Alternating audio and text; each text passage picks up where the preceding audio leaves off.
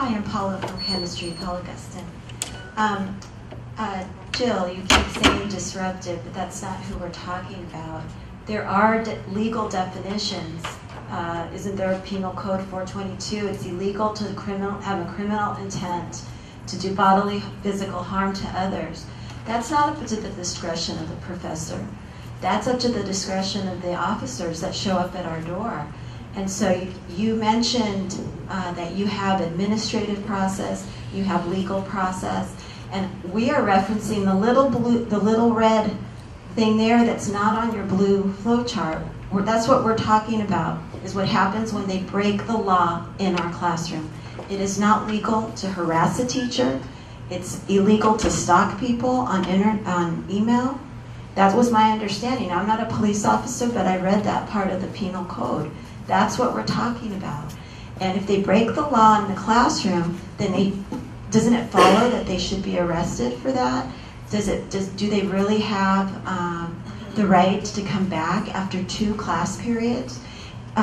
Put yourself in our situation, Lynn, that you have a secretary that has threatened someone else in your room with you, in your area, with bodily harm, and that you're told, we can't talk to you, we can't tell you much because they're protected under privacy acts. They'll be back in 1 week, and there's nothing you can do. You have to spend another 16 weeks with them when they've broken the law. That's very different of what we're talking about. I don't think you would feel comfortable, so why should we? It's not right that we go to our classrooms afraid. It's not right that Vilma was afraid, that her students were afraid. So I'm not talking about gray areas. I'm talking about when they've broken a law. And that's a very important distinction here. Because we're just told that, oh, they'll be back in a week unless we can work with them and get them to drop and all that stuff. That's not good enough. Because we have a responsibility to the other 49 students in our class to keep them safe. I'd just like to respond to that. You're right, we are held by the Penal Code, the California Penal Code of Criminal Threats, which is 422. The Penal Code says that it is a statement or an act that one person does to maybe make that person think, or they're able to do great bodily injury to that person. We do evaluate those laws to make sure that we're not violating the person's rights. And in Velma's case, we did look at that. There was no violation of criminal threats.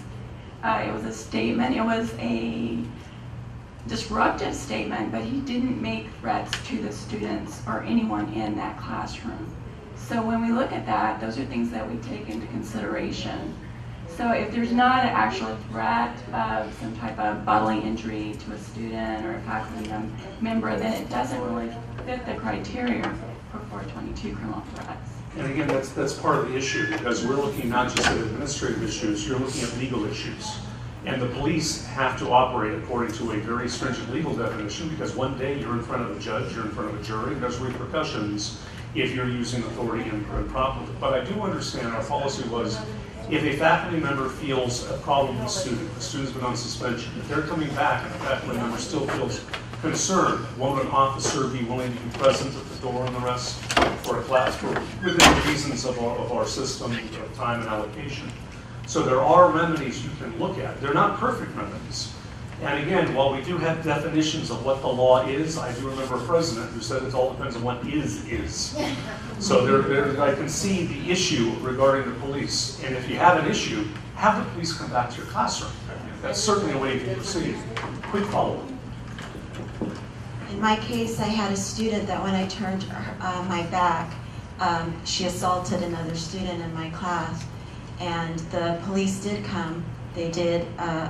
An arrest was made, but then it was this black hole we keep talking about. I didn't really know what was going on. The student that had that happen to them was very afraid to come back to class. And then I'm in a chemistry lab that has chemicals. If they had been back in a week, I was fully prepared to have to change my entire curriculum because I couldn't afford for the other 19 students to get hurt again. So it's that piece right there when somebody was arrested, I was still told, and maybe I'm incorrect, but Rob can back me on this, that they had the possibility of coming back. That doesn't make sense. It's not reasonable. It's not logical. And I would just like to say, please report instances for policy 3100 violations. In addition to campus police or college police are called, we also have an internal process that we're able to work through and track. And I say that only, I'm not necessarily familiar with this. And so again, we all have to make sure that we're reporting, that we're following up on incidents so that we can have a collaborative response to issues and incidents.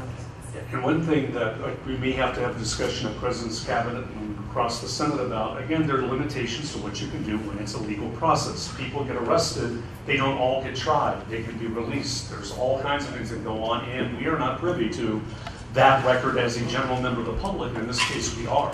And I just want to add to that, a lot of times we'll make an arrest and they make bail that very day.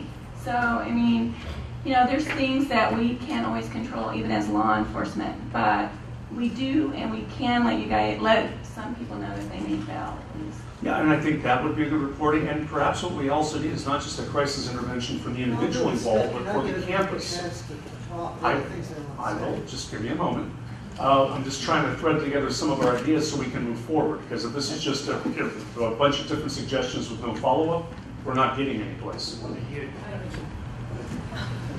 Donna Budzinski from chemistry. We keep talking about the law and legal issues, etc. And I know this, what I'm going to talk about right now, can't be solved in this body, but I just want to bring it up to show you what possibility is out there. And one of the aspects we might have to do as a group, and this is a great group, and we have 3 campuses, is to look at changing some of the California laws. Because I want to thank Lynn very much for bringing up all the different numbers of the ed code that applies to this. But a lot of the stuff we're talking about might be able to be changed. This is a democracy. This is not carved in stone. When all this started to come up in the email, it reminded me of when Congressman Gabby Giffords was shot, and she was shot by a former community college student. And I remember hearing that he had been kicked out of a community college, and some of us sort of black humorly joked and said, really, he got kicked out? How did they do that? We've never heard of that. So I went and looked all this up, and it turned out he wasn't kicked out. He withdrew when they were in the process of their process. And so I looked up, he was at Pima Community College in Arizona, and I looked up to see what their equivalent of Policy 3100 is. And what they can do in Arizona is a lot more than what we can do here. And I just want to point that out. So I'm not going to read the whole thing, but one thing that can happen, and you mentioned immediate suspension. Their immediate suspension, BPSD, who is their vice president of student development, so our equivalent, or a college police officer may, without prior notice to the student, impose upon the student an immediate suspension if there is reasonable indication a student's presence on the college property poses a significant risk of disruption of educational activities. Not a threat, not an overt threat. They can suspend him immediately or her immediately if there's a possibility that this person is disrupting educational activities. And it goes on to say that they have to be given notification within 2 days that they're suspended. And they don't have to be, this is for campus, not just the class. The suspension goes on until it is proven that they can come back. There's a committee that this goes to. They can require that the student has a psychiatric evaluation before they come back. It goes on and on. There is a lot of stuff that can be done that can be under federal law. So a lot of this is federal law isn't being broken here. This is California law that we're talking about. So we have to go in and change some of these laws in California that don't allow us to do it. And I think the time is right now, because if we go to our representatives and say this and point out, as Lynn has said, this number in the ed code is preventing us from getting rid of a dangerous student and use this person who actually killed a bunch of people. We can't get rid of them from our campus because of this number in the ed code. Change it now, because then it's on them. And of course, we can use the press. We can say we want to do this, and why aren't they changing it? So Carol mentioned that we're in this inclusive and all-inclusive and anyone can come environment. We don't have to be that open, okay? We don't have to let people who are threatening us stay on campus or threatening this disruption.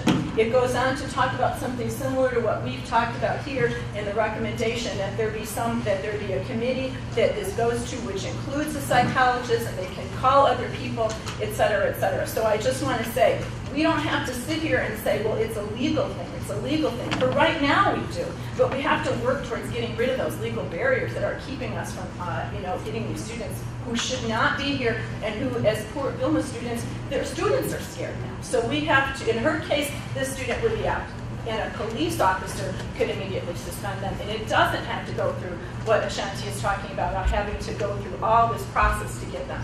The police officer says, this is a threat, boom, they can be suspended until they prove that they can come back in. So that's what we need to work towards, that kind of a policy. 4 words, State Senator Marty Block. Absolutely. But Absolutely. now someone has to move forward and actually do this, because the state Senate has to act as the academic Senate. I would suggest the Senate consider a resolution on that ground. Somebody write one, put one in to move forward with it. But that is a long-term fix versus the more short-term ways to make faculty feel safer in their classroom currently. Lotus Whitner, Communication. I was wondering, is there anything in Ed Code on the 2-day suspension thing that says that we are responsible for both excusing them and then letting them make up the work and then giving them the information? No, no. Well, then why do we have that in our particular policy? We don't. You don't have to. Go ahead. You don't have to let them make up the work, but we have it as an excused absence because otherwise it's double jeopardy. You're removing them and then you could drop them for non-attendance. So it's the double jeopardy. But you do not have to take the makeup work. It's totally at your discretion. It's just that it would be an excused absence because of that double jeopardy. Can I just respond to that? And we should be very clear that the removal is a removal. It is not a suspension. It is not a suspension. And so we have to be very clear about that language because it means 2 totally different things. In the Kanievsky psychologist, the only time I had an incident was in an online class. And after having dealt with that and all the certain emails and all that, I am still not clear how that translates into an online situation. So students can be removed from online classes for up to 1 week. There is an online administrator that will remove and block the student from accessing the class. It should be handled just like any other removal, and it can lead to a policy 3100 as well. So there is. So the recommendation from this group regarding putting together, I think what we call the committee, Ashanti, you were saying that, well, we have to be very careful. Yeah, absolutely. We're just recommending that it be done, and of course it has to be done appropriately with the appropriate membership. And so that's the recommendation. I had a couple of questions, though. And one of them is, so if a student's removed for 2 class sessions, during this time, you're doing all this fact-finding. What if the fact-finding says that, hey, that student needs to be out of here, but what's the window? See what I'm saying? So in other words, if it's pretty bad, could they come back between the time you... So what happens with the removal, there is no fact-finding on my part with the removal. The removal is an opportunity to take immediate action for behavior that is taking place right then and there. So what that means is you have given a student, you have observed the behavior, you have given the student the warning, you have told them that they will be removed. What I always recommend and suggest is that you have a conversation with that student explaining what the appropriate behavior is when they return to class, because the removal allows them to come back to class. And so you have that conversation, you have the clear expectation, and when they return, the thought is that they will then know how to act and interact and respond, which really, by the rates that we're looking at and what happens with repeat offenses, it works. Because oftentimes students have no idea that they can get put out. And then the times that I do intervene or I will talk, they're embarrassed, they had no idea, that, there's all kinds of things, but it's that dialogue that oftentimes is not taking place. Students are getting kicked out, and I don't know if they know or not, but sometimes they will say, I don't even know why I was put out, because we hadn't used the correct terminology, explaining, no dialogue, no interaction. So I'm not doing fact-finding at that time. This is an intervention. This is a cooling out period to be able to correct behavior. But in order to correct behavior, we have to be clear about what has been violated. What happens is that information is then documented. It is sent to me. I track and file it. If it is something where there have been times where it's just been said, and I said, you know what, I'm going to follow up on this. There are other times that I will hold on to it, and that's what our policy says will happen with that information. If I get it and it is a multiple or repeat violation, or even if it's combined with an academic thing, or even if it's a name that we've kind of just heard of, I will call the student in, and that's where we have the conversation. So there is no fact, this is an opportunity for faculty to act immediately to stop the behavior. Let me follow up. Let's say that the thing that got the student removed was that we had called the police, and that was a threat that was made. That's a different set of circumstances. And the example, Paula's example was several years ago. But let's say that that student decided to come back, and the police had removed that student. It seems like the whole is that there's no demonstration that the problem has been solved. Well, that's right. And that's the concern is, okay, so the student was taken by the police. A couple of days later, the student didn't come back, but they could have. And there was no, like we talked about closing the loop. Okay, well, we talked to the student, and the student's going to come back, and this is a demonstration that the student, that this isn't going to happen, blah, blah, blah. And also, in that level of offense where the police are called, now you are doing some kind of fact-finding, it's a little bit more egregious. What's the turnaround time before there's a hearing or something like that for a longer suspension? Sure. I know you have to do it within 10 days. Typically, if college police are called for the incident and it's something that will involve someone, we will collaborate. We will interact on that. And oftentimes, if college police are called and because the student doesn't want to leave or something like that, that may not call for an immediate suspension. And so what will happen is, if there is something, we're right in the process of an interim suspension that's taking place right now. We will act. And in terms of the turnaround, it's going to take the time that it takes for us to be able to get the information. I personally am not going to put our president and our chancellor in a position where I'm recommending an immediate suspension and I have no evidence. I'm not going to do that. And so it will take time for us to be able to talk, to substantiate. So we're working very closely with campus police. Does this constitute a threat? And again, we understand that there is fear, that I could argue that I was fearful coming today, but that's not going to be any reason for me to be able to say that, we shouldn't come here, certain people shouldn't. That's not what we're doing. So we're trying to figure out what is really going on and what we can do by law, because we have to work by law, we have to work by policy, and then oftentimes we will go above and beyond that. So even in instances where we're not able to substantiate a threat, I take the concern very seriously about the student, and I will call the student in. And I do have conversations, and I do say, listen, your behavior is inappropriate. It is unacceptable on a college campus. What is going on?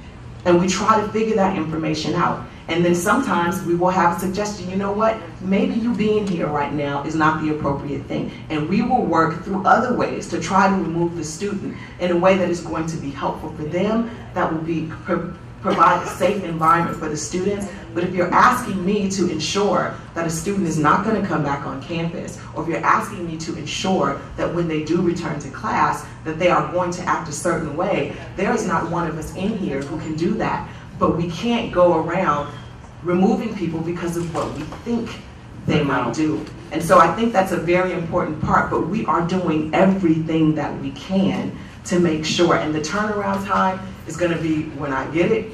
The turnaround time is going to be who I can get in contact with. Can we get the police report? And I know that there's many people in here who will tell you that I too will respond to you on the evening. I'll give out my cell phone number. I'm in class, or I'm texting in class trying to make sure that people have access to information. So there is something that is listed on the board, which we are prescribed to do, but there is so much more going on underneath the surface to address it. And so I can't give you specifics, can't tell you that a student is not going to come back, but I can tell you, call college police if you have removed them and they come back to campus. No words, no questions, call campus police. But Ashanti just gave you 3 additional tools. If that person is coming back, you can call college police.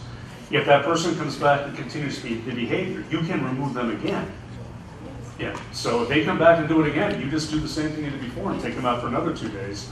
As you go through the process, you can contact somebody else to come in and observe. Ashanti will give you feedback. Maybe your dean can come by, just having another person present. Exactly. I'd like to recommend the chair also. We get phone calls a lot saying, I'm too afraid to talk to the student about some issues that I'm seeing.